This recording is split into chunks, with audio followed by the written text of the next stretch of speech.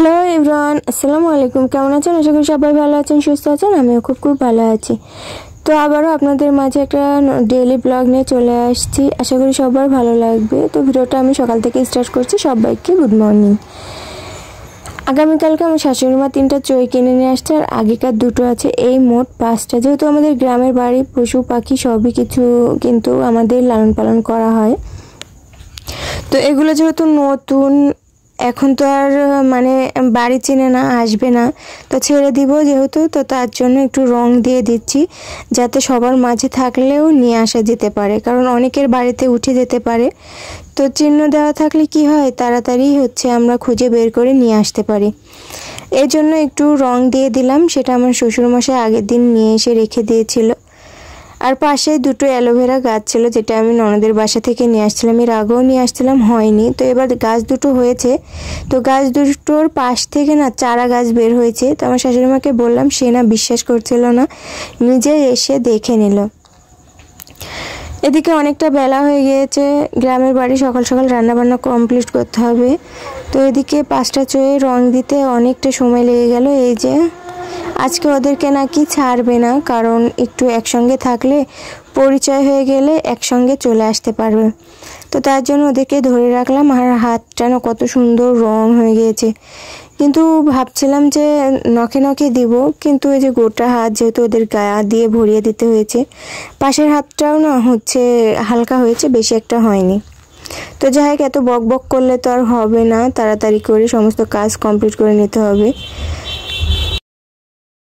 তার জন্য তাড়াতাড়ি করে চলে এসে থালা বাসনগুলো ঘর থেকে বের করে নিয়েছি। দেন ঘরগুলো ঝাড়ু দিয়ে, বারান্দার ঝাড়ু দিয়ে নামিয়ে উঠানটা এখন পরিষ্কার করে নিচ্ছি। তো উঠানটা আমার ছোট, আর বাড়ির মধ্যে কিন্তু অনেক প্রচুর কাজ। গরুগুলোকেও খেতে দিতে হয় বাড়ির মধ্যে দিয়ে, অ্যান্ড খেয়ারগুলো কুচি করতে হয় বাড়ির মধ্যে, জন্য প্রচুর ময়লা হয়। তবে আজকে আর হয়নি, অনেক বকাবকি করেছি, কারণ প্রতিদিন ওই 20টা-25টা করে কুচি করে আবার নোংরা হয়ে যায়। আর সব থেকে খারাপ লাগে কোথায়, যখন আমার ঝাড়ু দেওয়া কমপ্লিট হয়ে যায় তখনই আসে ওই খেরকুচি করতে, পলকুচি করতে। দিনের মধ্যে কতবার আর ঝাড়ু দেওয়া যায়, 3বার দেওয়া হয়ে যায়। তারপরও দেখি যদি আবারও ওই একই কাজ করে খেরগুলো কুচি করে আবারও নোংরা করে রেখে দেয়, তখন বিরক্ত লাগে। তো আমি বকাবকি করেছিলাম, তার জন্য অনেক করে কুচি করে নিয়েছে। 3-4 দিন গরুর আর কুচি করা লাগবে না, ওই জন্য আর বেশি পরিমাণে ইদানিং আর নোংরা হচ্ছে না। আমাদের গাছে বাদাম পেকেছে, তো বাদাম পাকার কথা আরও 1 মাস পরে, তো তাড়াতাড়ি পেকে গিয়েছে। এজন্য আমার শ্বশুরমশাই সবাইকে বলে আসছে যে বাদামগুলো পেরে সবাইকে খেয়ে নিতে। আসলে বাদামগুলো এত দারুণ, কি বলবো। তো হুকুম দিয়ে আসছে, তো সবাই খেয়ে নিয়েছে। আমার শাশুড়ি মা আবার 4টা নিয়ে আসছিল দেখার জন্য যে খাওয়া যায় কিনা। তো এমনি খুবই ভালো। তো আমি মাখিয়ে দিয়েছি, সবাই একসঙ্গে বসে খেয়ে নিয়েছে। এত দারুণ লাগছিল বাদামগুলো। আর কয়েকটা মাত্র আছে, তো ননদকে কিছু দিব আর আমরা খেয়ে নেব। তো সেটাই ডিশে নোংরাগুলো আগে থেকেই ছিল, কারণ আমি রাত্রেই খেয়েছিলাম সবাই মিলে একসঙ্গে মুভি দেখতে দেখতে। ইদানিং আমার খুব ওই যে ভূতের মুভিগুলো, হিন্দি, যেগুলো বাংলা ড্রাইভ করে, কারণ আমি হিন্দি তো বুঝি না। তো ওইগুলো দেখার ভীষণ নেশা হয়ে গিয়েছে। তো ওইগুলোই দেখতে দেখতে সবাই মিলে একসঙ্গে খাওয়া দাওয়া করছিলাম। তো এই নোংরাগুলো আমার শাশুড়িমাকে বলে এই ডিশে পুড়িয়ে রাখছিলাম, সেটাই এখন ফেলে দেবো, যেহেতু রাত্রে নাকি নোংরা বাইরে ফেলতে হয় না, তো ডিশেই রেখে দিয়েছিলাম। তো এখন এই নোংরার সঙ্গে ফেলে দিয়ে চলে আসলাম তাড়াতাড়ি করে রান্না করতে। অনেকটাই বেলা হয়ে গেছে, তারপরেও অনেকটা দেরি করে চলে আসলাম, কারণ সবাই মাঠে চলে গিয়েছে। আস্তে আস্তে 9টা বাজবে, তো আমি এদিকে ইজিলি রান্না কমপ্লিট করে নিতে পারবো। এদিকে ভাত আর কিছুটা ডাউল আমি উঠিয়ে দিয়েছি। এখন একে একে পেঁয়াজ, রসুন, দেন কাঁচামরিচ সমস্তটা একে একে দিয়ে দিব। ওদিকে শাশুড়িমাকে বলেছি যে পেঁয়াজ আর রসুনটা যেন আমাকে ছিলে দেয়, মশলা পেশা নেই, আর ছিলতে অনেকটা সময় হয়ে যাবে। তো ছিলে দিলে আমি মশলাটা তাড়াতাড়ি পেশিয়ে নিতে পারবো। ওদিকে তাকে বলেছি, আর এদিকে আমি চুলাটা ধরে দিয়েছি, কারণ আজকে অনেক পদের রান্না কমপ্লিট করতে হবে আমাকে। তো আস্তে আস্তে আমি সমস্তটাই করে নেব। যাতে আমার আর দুপুরে রান্না করতে না হয়। এত গরমে না রান্না করতে ভীষণ কষ্ট হচ্ছে, আর একটুও কারেন্ট থাকছে না। আমাদের এখানে নাকি প্রচুর জ্বালাচ্ছে, অন্যদিকে নাকি তাও থাকে, 1 ঘন্টা করে দিনে যায়, বাকি টাইমটা তাও ভালোই থাকে। কিন্তু আমাদের এখানে 3 মিনিট যদি থাকে আর আধা ঘন্টা 1 ঘন্টায় থাকে না, আবার আসে 3 মিনিট থাকে, আধা ঘন্টা 1 ঘন্টা থাকে না, এরকম করে জ্বালাচ্ছে। তো এই তো প্রায় বলক উঠে আসছে, আর আমি মায়ের বাসায় গিয়েছিলাম একদিনের জন্য। সেটা আর কোনো ভিডিও কিছু করা হয়নি, কারণ খুব তাড়াহুড়োর মাঝে আমি গিয়েছিলাম। তো সেখান থেকে আমি এই শাকরোলগুলো নিয়ে আসছি, আর আমার খেতে না ভীষণ ভালো লাগে। আগে আম্মু যখন বেঁচে ছিল তার এত শাকরোলের গাছ ছিল, যতগুলো 14টা লিচুর গাছ আছে, 14টা লিচুর গাছে কিন্তু এরকম শাকরোলের গাছ উঠিয়ে দেওয়া থাকতো, আর প্রচুর শাকরোল ধরতো। তো সেগুলো আমরা প্রায়ই খেতাম। তো এখন প্রায় খাওয়াই হয় না 1 বছর যাবত, কারণ ওই হচ্ছে কেউ বাড়িতে খায় না, তো আমরা চাইলে আনতেও চাই না, এরকম একটা অবস্থা। তো অনেক দিন পরে পেলাম যেহেতু, তো আমি সেটা নিয়ে আসছি। আজকে একটু ভাবলাম ভাজি করব। ভাজি কাটতে গিয়ে আমার যে কি নাজেহাল অবস্থা, কোনটা ছেড়ে কোনটা করব সেটাই বুঝে উঠতে পারছি না। এদিকে ডাউলটাও হয়ে গিয়েছে, ডাউলটা ঘেটে বাগার দিতে হবে। দেন আমি একটু মুরগি রান্না করব, সেই মুরগিটা খণ্ড খণ্ড করে ফ্রিজে রাখা আছে, আমি সেটা ভিজিয়ে রাখছি, সেটাও কাটতে হবে। মুরগিটার জন্য একটু মশলাও পিষতে হবে, আবার এদিকে শাকরোলটাও ভাজি কাটতে হবে। কোনটা ছেড়ে কোনটা করবো। এদিকে চুলাও ধরে দেওয়া হয়েছে, আর লাকড়ির চুলা নিভে গেলে ধরানো ভীষণ কষ্ট হয়ে যায়। তো যাই হোক, খুব কষ্ট করছিলাম আর এদিকে তাড়াহুড়ো করছিলাম। তারপরে আবার বটিতে নাই ধার যে তাড়াহুড়ো করে কাটবো, মানে পেঁয়াজ কাটতেই যে অসুবিধা হয়, আর সেখানে শাকরোল ভাজি করা আরও ঝিরি করে কোটা। তো ভাবলাম যে ঠিক আছে, এটা আমি এখন রেখে দিয়ে দেন তারপরে আগে সমস্ত কাজগুলো করে নিই, কারণ ডাউলটা ফুটাতে ফুটাতে একটু মশলা পিষিয়ে আসার পরে মুরগিটা দিয়ে দেওয়ার পর মুরগিটা হতে হতে আমি ভাজিটা কুটে নিতে পারবো। এই ভেবে আবার ভাজিটাও আমি রেখে দিলাম। রেখে দিয়ে ডাউলটা বাগার দিয়ে মশলা পিষে মুরগিটা কেটে নিয়ে চলে আসছি রান্না করতে। অনেকটা সময় আবার চুলা বন্ধও রাখতে হয়েছে আমাকে, যেহেতু এগুলো করা হয়নি। ভুলটা হয়ে গিয়েছে, আমি মশলাটা পিষে মুরগিটা কেটে এসে যদি চুলা ধরিয়ে দিতাম তাহলে আর চুলাটা আমাকে বন্ধ রাখতে হয় না। তো এই তো মশলাটা দিয়ে সুন্দরভাবে কষিয়ে নেব। আমার একটা প্রবলেম হয় কি, আমি না এই ঝোল মুরগির গোশটা খেতে পারি না।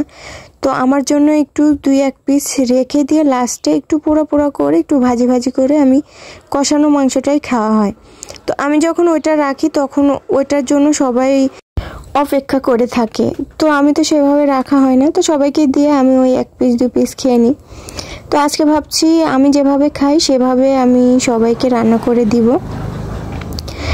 আজকে আর ঝোল করে রান্না করব না। তো এদিকে এই যে শাকরোল ভাজিটাও আমার মাঝখানে কাটা হয়ে গিয়েছে। শাকরোল ভাজিটা আমি একটু জিরে ফোড়ন দিয়ে দেন তারপরে নুন হলুদ মরিচ দিয়ে একবারে দিয়ে দিয়েছি।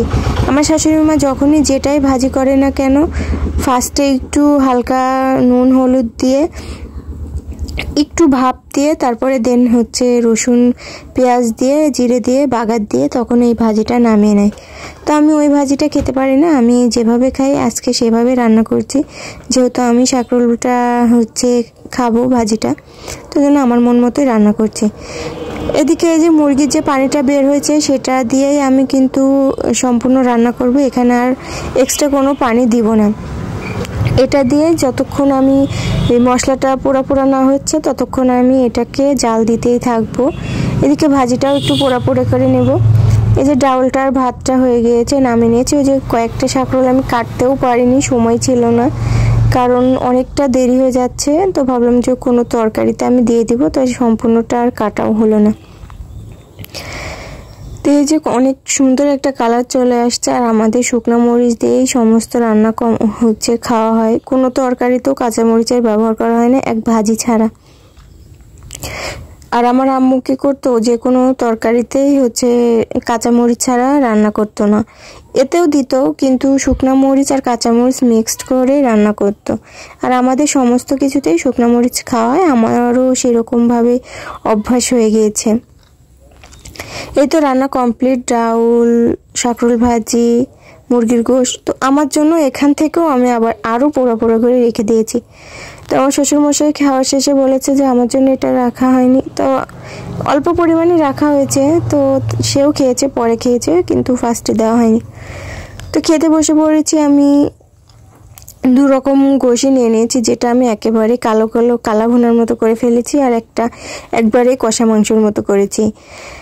তো ওটা রেখে আমি আগে ফার্স্টে ভাজি দিয়ে খাচ্ছি, কারণ আমার ভাজিটা কিন্তু সব থেকে ফেভারিট। আর গোশটা না কয়েকদিন যাবতে খাওয়া হচ্ছে, কারণ আমাদের ওই যে 10টা ফার্মের মুরগি পালা হয়েছিল, প্রায় দিনই খাওয়া, প্রায় রেগুলারই খাওয়া হয়ে যাচ্ছে, এজন্য আর হচ্ছে মুরগির প্রতি সেই রকম একটা রুচি নেই। তো ভাজি দিয়েই হচ্ছে ফার্স্টে খাচ্ছিলাম। ভাজিটাও না অনেক সুন্দর হয়েছে, অনেক দারুণ হয়েছে, কিন্তু একটা প্রবলেম, আমার কিন্তু অনেক রকমের তরকারি রান্না হয়ে গিয়েছে। আমাদের বাড়িতে কি হয়, এক তরকারি যদি সেটা ভালো হয় সে তরকারি দিয়ে খেয়ে নেবে, আর 3-4 তরকারিও যদি ভালো হয় সেটা আর খাওয়া হয় না, যদি বেঁচে যায় সেটা ফ্রিজে রাখলে সব পরের দিন কিন্তু কেউই খেতে চায় না। এই জন্য আমার বাড়তি করে কোনো তরকারি রান্না করা হয় না, 1-2 এরকমভাবে রান্না করা হয়। 3-4টা করে রান্না করলে ওই পরের দিন আর ফ্রিজ থেকেও বের করে যদি দিই, সে আর বাসি কোনো কিছু খাওয়ারই খেতে চায় না।